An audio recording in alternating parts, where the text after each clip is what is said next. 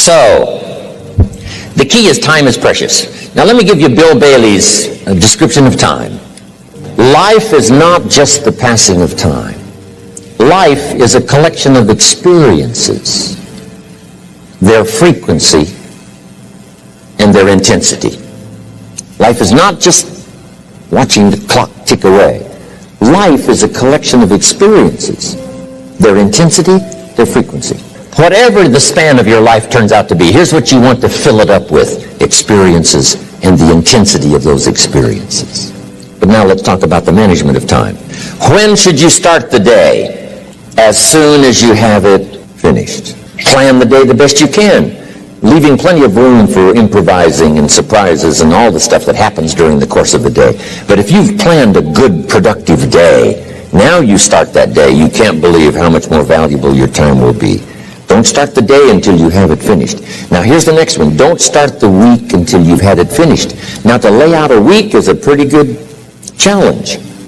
Next, don't start the month until you have it finished.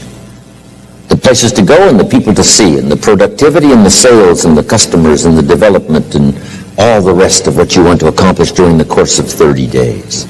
Don't start the month till it's finished. And then here's the big one. This is really challenging. Don't start the year until you have it finished. To the best of your ability. It can't be finished like minute by minute. But in terms of the sweep of what you want to accomplish, make sure that that's set and ready to go by the time January 1st rolls around. Now, jot this down. Approaches to the management of time. Here's the first one. Ignore the subject. I mean, that's good advice. Don't let anything overly bug you. Because remember now, you don't have to do anything. Someone says, well, I got to get a handle on my time. The answer is no, you don't. If you want to let it all go, you can let it all go. I mean, this is good advice. Somebody says, you ought, you ought, you ought. Jot this down. Ignore all the you oughts or you should. Only if they're giving general information. We should. It's better to say if you're teaching, we should. Not you should, we should. Then you let me listen in without it being too confrontational. If everyone did this, see, that'd be great.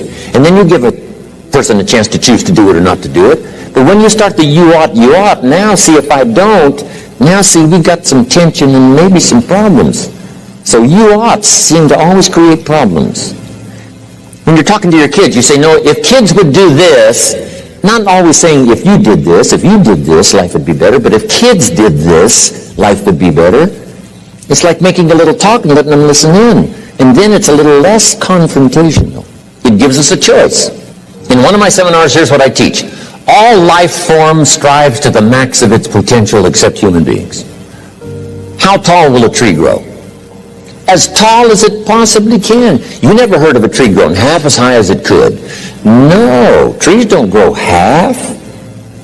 A tree drives its roots as deep as it can, reaches as high as it can, produces every leaf it can, every fruit it possibly can. To the max. Every life form strives to the max, except human beings. Now, why not human beings? Jot this down. You've been given the dignity of choice. You're not a robot. You don't have to repeat this year the same as last year. You can tear up last year's plan, develop a new plan. So, the dignity of being a human being. Now, here's the choice on being a human being. To be part of all we were meant to be, or to be all. To strive for all, or half, or part, or some. The choice is up to you. To develop one skill or 10 skills. Someone says, well, I'd be happy with just one more language. Well, some say, hey, I'm going to learn 6 or 7. And this is all a matter of choice. And when someone says, no, you ought to learn 4, you've got to resist all that. Because this is personal dignity. And you don't want to destroy someone's dignity by doing all the oughts, and then they feel reluctant to do it. Now we've got problems. So if you want to, just ignore this subject on time management. Now here's the next one. Step down to something easier. The guy's in sales, and he says, oh, I want to own the company. Finally owns the company. Now he's got no time to play golf. He said, when I was in sales, I was making big money playing golf 3 days a week. Heck with this owning something. Heck with managing. My life was never my own after I started to manage. I'm going back to sales. See, this is the key. If you're getting too pressed, you might consider stepping down to something with a little easier time pressure. Next key to time management, and that's work longer and harder. But see, there's a limit to that. I almost lost my health the first year. I went so crazy about personal development and achievement. I just went bonkers. You know, I told you I was skinny. By the end of that first year, I was a walking shadow. And then it suddenly occurred to me, what if I got rich and too ill to spend it? I mean, that was a shocker. So I started, developing a little more reasonable. Because I said, if 12 hours won't do it, I'll work 14. If that won't do it, I'll work 18. I mean, how many hours it takes. And sure enough, it cost me too much. So see, working longer and harder for some might be appropriate. If you're just sitting around not doing that much, this might be good, work longer and harder. But you can only work so hard. Here's the key, not to work harder, but smarter. When you've worked as hard as you can, doing the best you can in terms of physical output in the time, reasonable time. Now here's the ultimate in the management of time, and that is you simply become more skillful. When I first got into sales, I was around people that could get, 9 out of 10, 8 out of 10. And when I first started, I could only get 1 out of 10. But here's what I did. I worked around the clock, so that I would make up in numbers what I lacked in skill. That's good in sales. You got to jot that down. When you're new, you make up in numbers what you lack in skill. Now, when you become more skillful, the numbers can go down because now your persuasive ability and all of that is now so high that you don't need to put as many numbers out. But at first, if you want to compete or if you want to really get good, you've got to put in the numbers. But if you get more from yourself, develop more of yourself, now the time management becomes an easier task. Now here's the next thing. Either you run the project or it runs you. I've found out when you start something, at first you're in charge. All of a sudden, a year later, it's in charge. Some of the companies I started, I'm telling you, I'm in control. A couple of years later, I'm out of control. At first, I've got it on the run. 2 years later, it's got me on the run. Haven't got enough time. I'm busy with trying to get it all done. So here's part of the key, and that's to get in charge. Say, I'm going to take charge of my health. Take charge of your time. Take charge of your resources, which we're going to talk about next. You're the one that's responsible for it. It's not a requirement of society that you not have a heart attack and take care of your family. That's not a requirement of society, but you must make it a requirement of yourself. Society doesn't require that you build a financial wall around your family nothing can get through. That's not a requirement of society.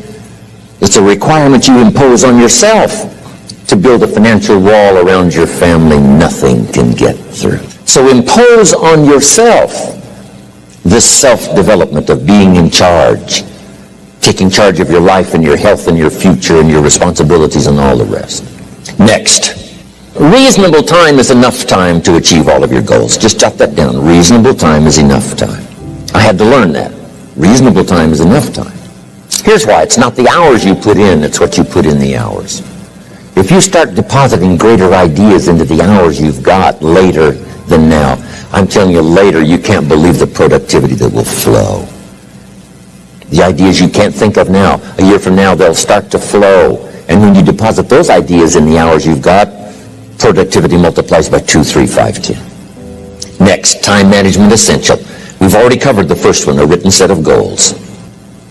And then do priorities on your goals. What's important this week? What's important this month?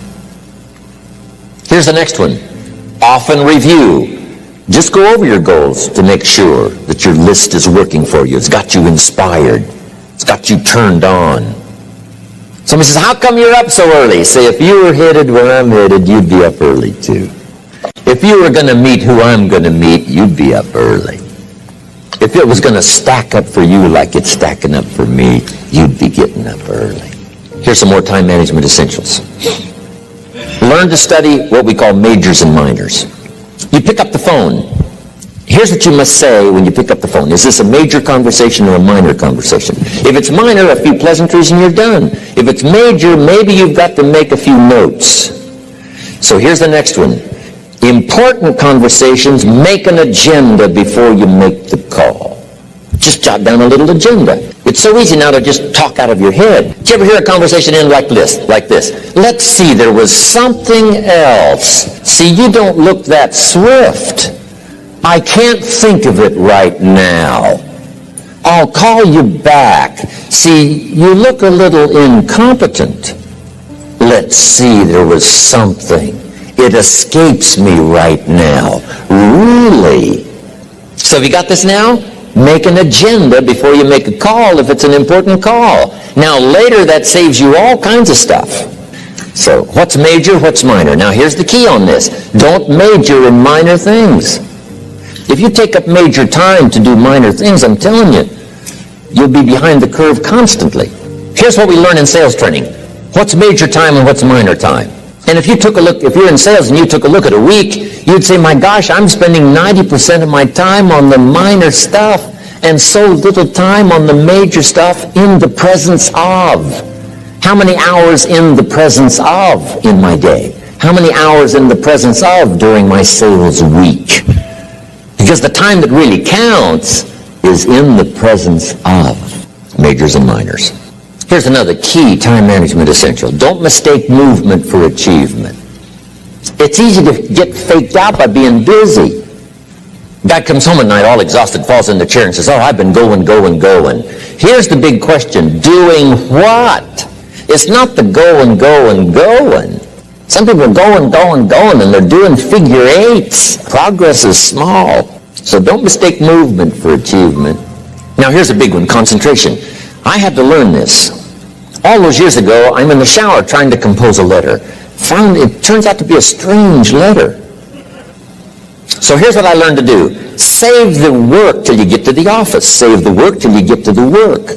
Don't try to get to the office on the way to work. On the way to work, enjoy the way. In the shower, enjoy the shower. Then go to work when you get to work. I found this to be helpful. Concentration. Here's another big one. Learn to say no. I'm telling you, in such a social society we have now, it's so easy to try to be a nice person saying yes to everything. Find yourself overloaded. Now you got to call and make all the time it takes to back out of something that you said yes to too quickly. Here's what might be better. I don't think so, but if that changes, I'll call you. Little things you can use not to overcommit yourself. My friend Ron Reynolds says, don't let your mouth overload your back. It's a good one. Now here's a big one on time management. When you work. When you play. Don't mix the two. Don't work and play. I used to take my family to the beach and I would bring my briefcase. I learned not to do that. Or at the beach I'm saying I should be at the office. Now my family's upset because I'm at the beach and I'm thinking office. Now when I'm at the office I'm thinking what?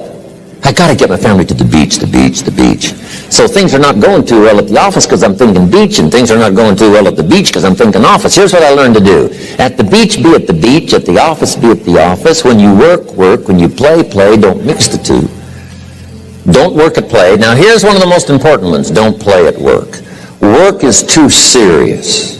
But I'm telling you, you got to be serious about work because you're parting with a piece of your life for the work you do.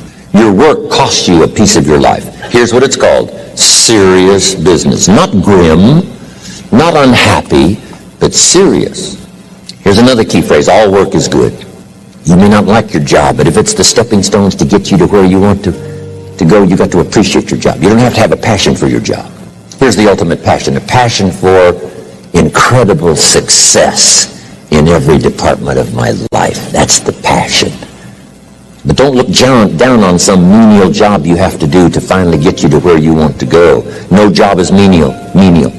No job is every job is noble. Training life for pay, making a contribution to society. Next, analyze how you are. And if you have some weaknesses, if you doesn't seem like you can change, here's the key. Get it covered. I used to keep promising myself I'd keep the books. Finally, I gave that up. And back then, it only took me an extra $50-$60 a month for some accountant to keep the books. I said, no, I'm going to save the $50. You can't believe what I started losing in productivity because I tried to save the $50. So the key is a lot of times you can stay like you are, but just make sure you get it covered. Next, beware of the telephone and all other systems of communication. especially the telephone at home and systems of communication at home. And here's one of the best lines I've got for you for the weekend. Let all communication systems serve you, but don't let them intrude. Here's the next one. Read all the books. You know, I've only got a few notes here on time management, but if you've got some particular challenges, you run a big organization, a big corporation, you've got some challenges, there's plenty of books. Now, here's what's next. Just be more alert to the things that might be stealing your time. Here's why. Time is like capital. You can't let someone steal your seed corn. You can't let someone steal your capital. And you can't let someone steal your time. You must designate your time. And some of the time that you designate, you must not let anyone steal. Casual time, you might let someone intrude and steal a little bit and take a little bit, but not serious time. Next. One of the great time management savers is to learn to ask questions up front. Sometimes you talk to somebody for an hour, and then you ask questions and find out if you would have asked those questions up front, you could have saved yourself an hour. Asking questions up front helps you to get to the problem now. But if you just launch into some discourse, you might waste 30 minutes, waste an hour, when here's what you should have been talking about. After you finished an hour, you say, John, what's really the problem? He said, well, it's something personal. See, that's what you should have been talking about this whole hour. Now here's the last one, thinking on paper, and that's to keep a journal. One of the things I'm known for around the world, have been now for 39, 40 years, is keeping a journal. Now my journal is not it's not necessarily it's not like a diary. It might be part diary. You know, I'm flying over Ireland and I write down a few little things that impressed me. Today I met this person. Wow, what an extraordinary event. Today I conducted this seminar in Rome. 1,000 people stood up and sang for me. I've got a little bit of a diary in there. But here's what primarily your journal is for. Collecting good ideas. A journal is to collect good ideas on your health, good ideas for your business, good ideas for your future, good ideas for time management. Because I used to take notes on pieces of paper and torn off corners and backs of old envelopes and restaurant placemats. And I threw all this stuff in a drawer. It did not serve me well. I finally learned to get a bound copy, right? And just keep a journal. Right? If I was here, I had my journal, I'd be taking notes, right? These 2 days in my journal. Now, if you're caught without your journal, you just take the notes when you get back home, put those notes in your journal, throw the paper away. Because we don't usually go through paper to review. But see, my journals now make up a significant part of my own library. Here's what's next to leave behind, and that's your library. The books that changed your life, the books that changed your health, the books that rescued you from oblivion, the books that you passed on to other people, they were so exciting for you, the books that made you financially independent, the books that developed your leadership, the books that gave you wisdom to ponder when things were tough, the books that got you through the winter, the books that helped you to plant in the spring and harvest in the fall. What a treasure to leave behind. If you do that, here's what's for sure. Your books will be more valuable than your furniture.